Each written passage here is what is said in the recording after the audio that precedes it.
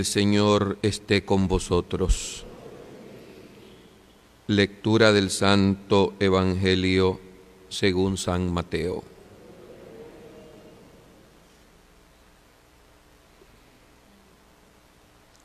Cuando Jesús salía de Cafarnaúm, lo siguieron 2 ciegos que gritaban: «Hijo de David, ten compasión de nosotros». Al entrar Jesús en la casa, se le acercaron los ciegos y Jesús les preguntó: ¿creen que puedo hacerlo? Ellos le contestaron: sí, Señor. Entonces los tocó sus ojos, diciendo: que se haga en ustedes conforme a su fe.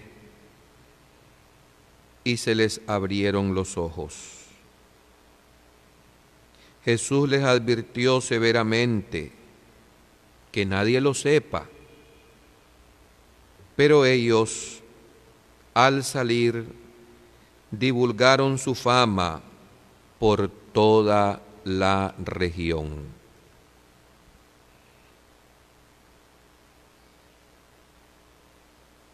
Palabra del Señor. Por este santo Evangelio se borren nuestros pecados.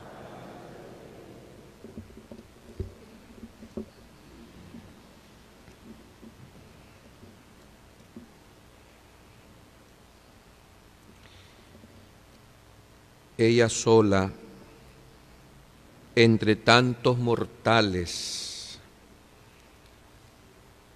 de la culpa de Adán se libró. El tema que nos reúne anualmente para rezar en estos 9 días, poniendo nuestras retinas, nuestros ojos en María, es su santidad. Santidad que le concede Dios a ella en ese privilegio que nosotros confesamos y celebramos a lo grande, su concepción inmaculada. Hallando la gracia que te salió al encuentro, ya la divinidad que te esperaba en los umbrales de ta naturaleza, tomando tus potencias en el primer instante de su ser, al nobilísimo objeto que las estrenó porque se creaban solo para Él. Oración que no sabemos de memoria y que nos refleja en esas palabras barrocas ese misterio de la Inmaculada Concepción de María. Hallando la dracma que perdimos todos en nuestro primer principio. Esa dracma no es otra que la santidad. Ella es la concebida en gracia. Y desde ese momento en que Dios creó su alma limpia, pura y radiante del pecado, se convierte María Santísima en el inicio de la nueva era para toda la humanidad. La era de la salvación, la era de la luz, la era de ese abrazo que la humanidad se ha dado con su Creador en el momento que ocurre el misterio de la encarnación del Verbo en las purísimas entrañas de María Nuestra Señora. Por ese misterio de esa encarnación del Hijo de Dios es que María Santísima fue preservada inmune de todo vínculo y de toda clase de mancha o de pecado. Es la maternidad divina de ella la fuente de sus privilegios. Así se la hizo Dios. Así se la preparó su Hijo, el único Hijo que en toda la historia humana se dio el lujo de escoger tal madre. En este día sexto de la novena, en la lectura bíblica correspondiente, se toman los párrafos de la carta del apóstol San Pablo a los Efesios.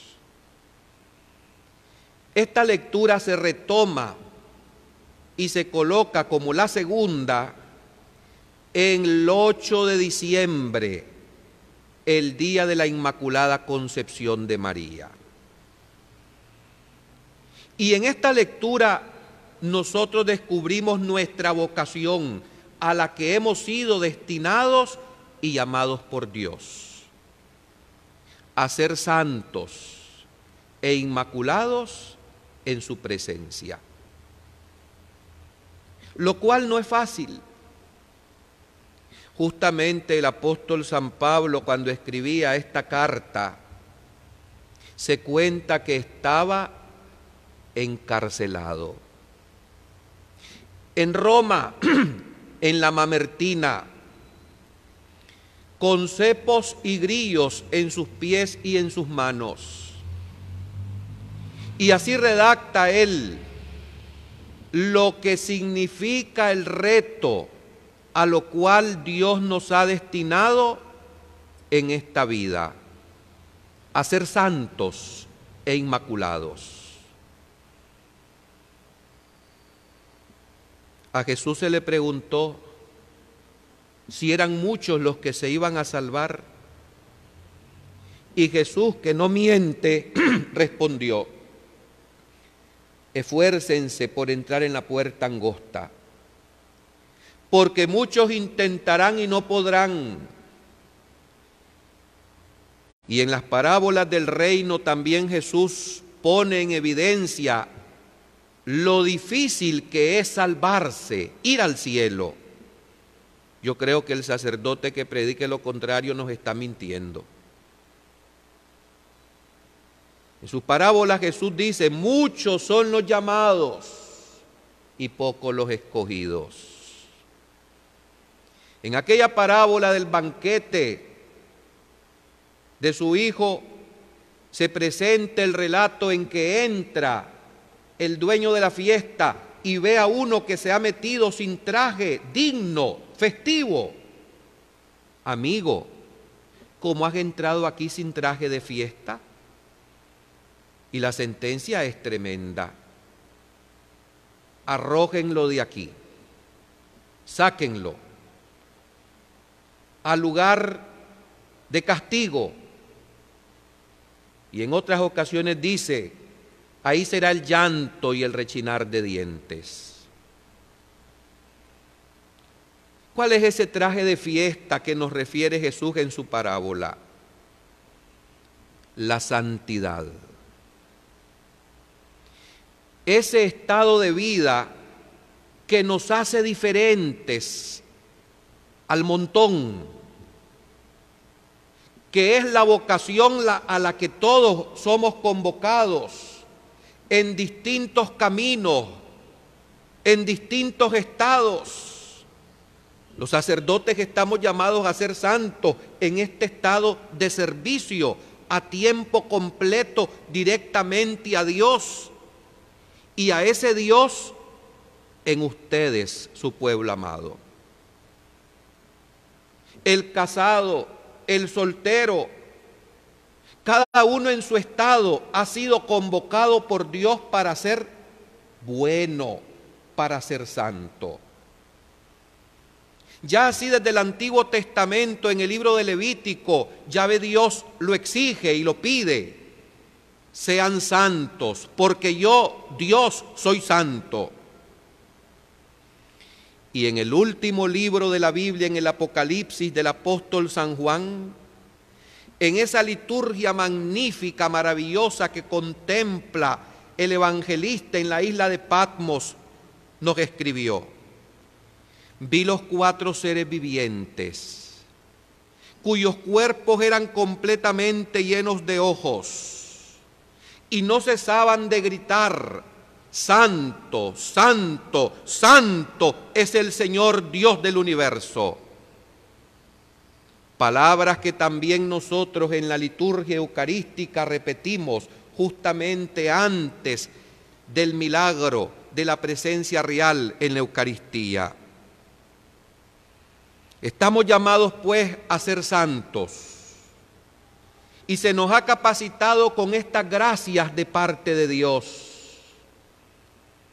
Pero alcanzar la santidad es una lucha continua, sin descanso, sin cuartel, porque los enemigos que nos quieren distraer y nos quieren apartar de ese estado de felicidad sin fin que se alcanza en el reino de Dios en plenitud, nos tienen envidia y nos quieren apartar de ese camino al cual nos ha convocado y nos ha invitado la misericordia de Dios.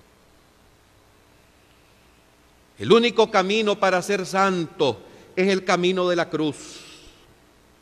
Y ser santo no significa ser extraterrestre, ser diferente en el sentido de que vamos a hacer cosas extraordinarias o milagros y portentos.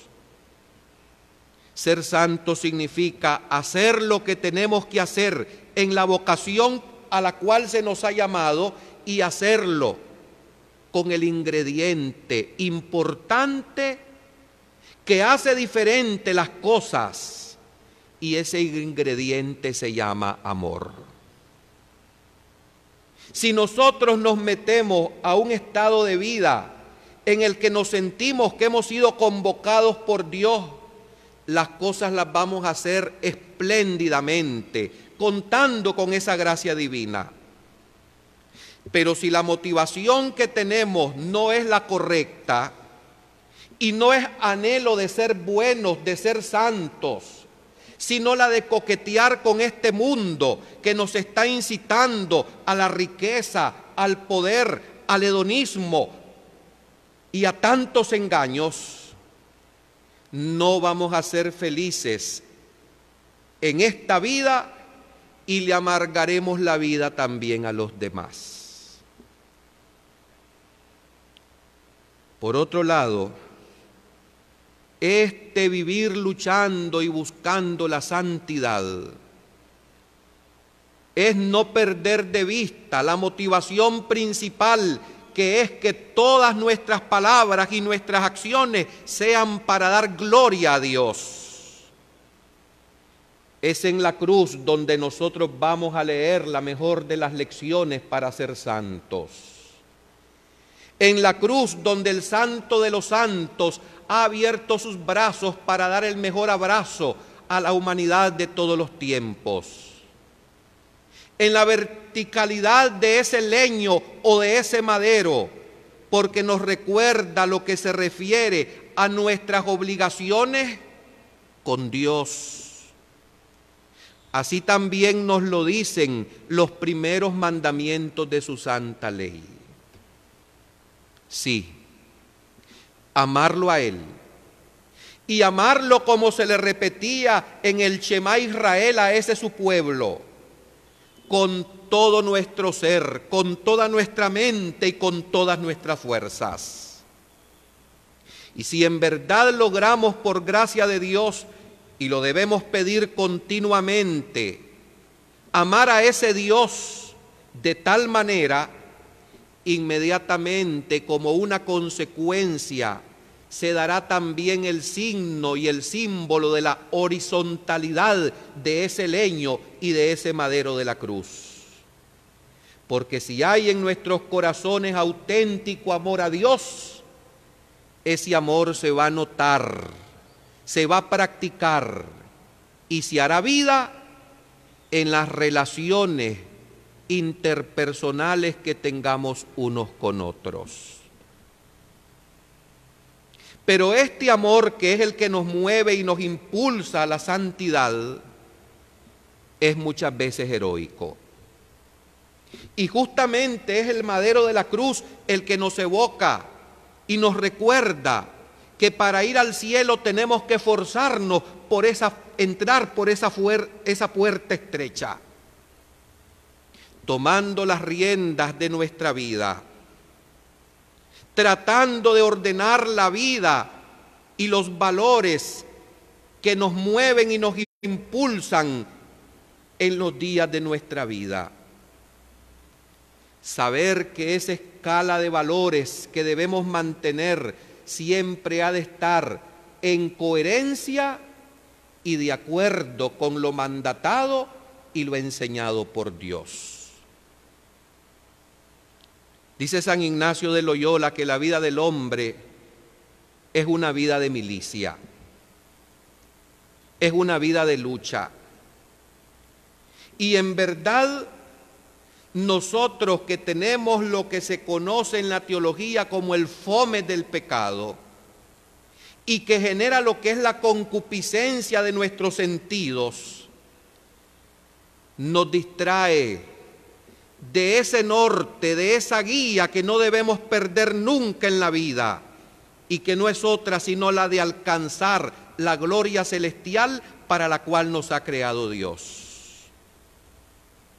Pero mientras vamos en este mundo, tenemos que vivir en lucha. Por eso justamente en estos dos tiempos fuertes de la liturgia, como es el tiempo de la Cuaresma, que nos prepara a la celebración de la Pascua, y este que estamos viviendo y que coincide con estos 9 días en honor a la Inmaculada Concepción de María, y que es el tiempo de Adviento, la palabra de Dios nos está diciendo: alerta, atención, estén despiertos, porque no saben a qué hora va a llegar el ladrón. Si bien es cierto que somos llamados a ser santos e inmaculados en la presencia de Dios, no menos cierto es que existe un peso dentro de nosotros, una guerra a muerte dentro de nosotros entre el bien y el mal, entre la luz y las tinieblas. Y esa lucha que no permite descanso, solamente se logra salir victorioso de la misma si nosotros vivimos pidiendo los medios que ese mismo Dios nos ha revelado para poder revestirnos de la verdadera y fuerte armadura de la fe. Y el gran primer medio para que nosotros podamos salir victoriosos es una auténtica devoción a la Madre de Dios. Fíjense bien, auténtica devoción. ¿En qué consiste esto? En no solamente mirar a María y emocionarnos con sus cantos y sus alabanzas, es imitar sus virtudes. A ella, que encontró la dracma que todos perdimos en nuestro primer principio, y que Dios la hizo santa e inmaculada en su presencia desde que la concibió y para siempre, a ella nosotros levantamos los ojos y gimiendo y orando, constatando nuestra imposibilidad, nuestras limitaciones, le pedimos a ella que ruegue, que interceda para que nosotros podamos permanecer firmes y valientes en la lucha de cada día. ¿Y contra quién estamos luchando? Ya en el catecismo se nos ha enseñado: demonio, mundo y carne. Nuestro orgullo, el gran poeta Rubén Darío, en esos versos que escribió de los motivos del lobo, nos plasma maravillosamente la cruda realidad de lo que existe en nuestro interior. Cuando terminando dice que en nosotros, en nuestro interior, tenemos mala levadura. Y eso en teología se llama la inclinación, la vocación hacia el pecado. En esos versos realmente nosotros descubrimos cuál es la razón y el conflicto de este mundo cuando nos malmatamos y nos maltratamos unos a otros. Cuando lo que estamos haciendo mientras vamos en esta vida es una selva caótica donde el más fuerte es el que impone su capricho, no importándole aplastar y humillar a los más débiles y a los demás.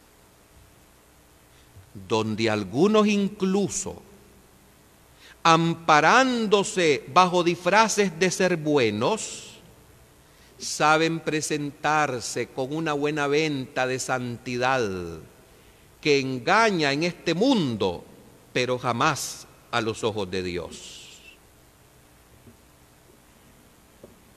No basta con ser bueno, porque si estas acciones de bondad no tienen una recta intención de alabar a Dios y de un auténtico amor que me viene de lo alto, mis acciones se pueden convertir en una mera filantropía.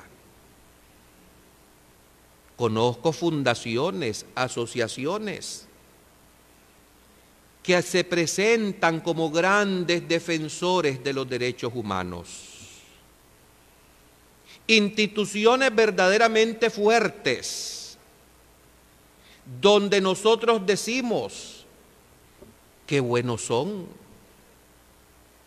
donde se dice que se defiende los derechos de los pobres, y los que están en la cúpula de esa fundación o de esa asociación no están dispuestos a bajarse de sus tronos, y con la excusa de un discurso populista lo que hacen es vivir más placenteramente en este mundo con la excusa de servir a los pobres. Qué delicado es este tema de la santidad, porque es algo que cuando uno cree tenerlo, es que ya lo perdió. Va de la mano con la virtud de la humildad, porque ser humilde es verdaderamente una condición para poder ser santo. Y en cuanto uno se reconoce humilde, inmediatamente ha perdido completamente esta virtud. Ojalá entendamos mirando a María Santísima, Nuestra Señora, que es el modelo por excelencia de esta iglesia triunfante, pero que Dios, cuando estuvo en este mundo, no la eximió de los dolores, de las persecuciones, de las pruebas, sino que la fortaleció en la fidelidad al pie de la cruz, mirando agonizar y morir al inocente cordero de su Hijo. Y ella, en medio de semejante tribulación y de dura prueba, mantuvo firme su hágase en mí según su palabra, su fiat y su sí. A ella le pedimos que nos socorra, que nos defienda, para que todas las tentaciones que nos acechen sean vencidas con la coraza de la fe, para que invocando su nombre seamos victoriosos en la carrera y alcancemos la corona inmortal de la gloria que no se marchita. Termino con lo siguiente. Ser santos es hacer las cosas que nos toca hacer en la vocación a la que hemos sido llamados por Dios, haciéndolas sin doblez, sin hipocresía, sin cálculo terrenal de beneficio personal, simplemente para la gloria de Dios, ya lo dije, reflejada en la verticalidad de la cruz, por el bien de los hermanos, haciéndoles felices, aun cuando también éstos nos calumnien, nos maltraten y nos crucifiquen. Solo por la gracia de Dios se alcanza tal virtud. Ave María Purísima, sin pecado concebida.